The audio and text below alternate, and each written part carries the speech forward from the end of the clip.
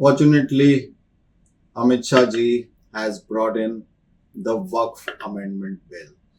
और जो सारे एक्स्ट्रा कॉन्स्टिट्यूशनल पावर्स एक अलग ही हुकूमत जो वक्फ बोर्ड ने चलाया हुआ था, that will come to an end. Let me explain you how.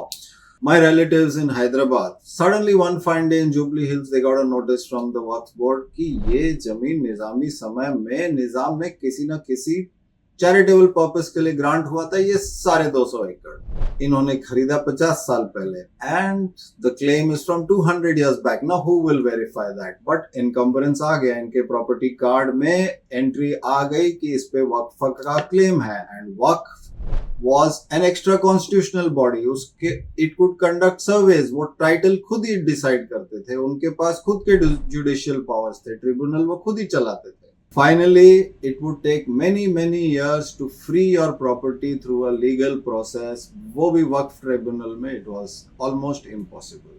तो बहुत सारे लोग इंडिया में हर कहीं कभी न कभी कोई नवाबी हुकूमत चली ही थी.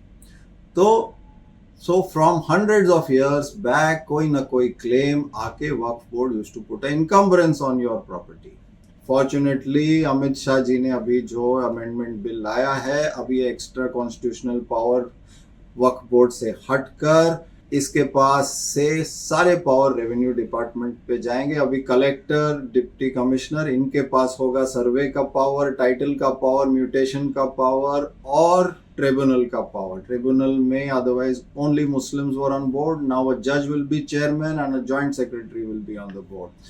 सारा जुडिशियल प्रोसेस देश के कानून से चलेगा. ट्रिब्यूनल के जजमेंट्स हाई कोर्ट में अपीलेबल होंगे. वक्फ बोर्ड के जुडिशियल पावर ड्रॉप हो गए हैं.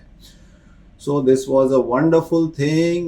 Thousands of villages in India, lakhs of people were affected, right from Bijapur to Tamil Nadu to Maharashtra, everywhere. Finally, this relief will be coming. ये जो हुकूमत वक्फ बोर्ड की चली हुई थी, भगवान करे this has come to an end. Thank you, Amit Shah ji.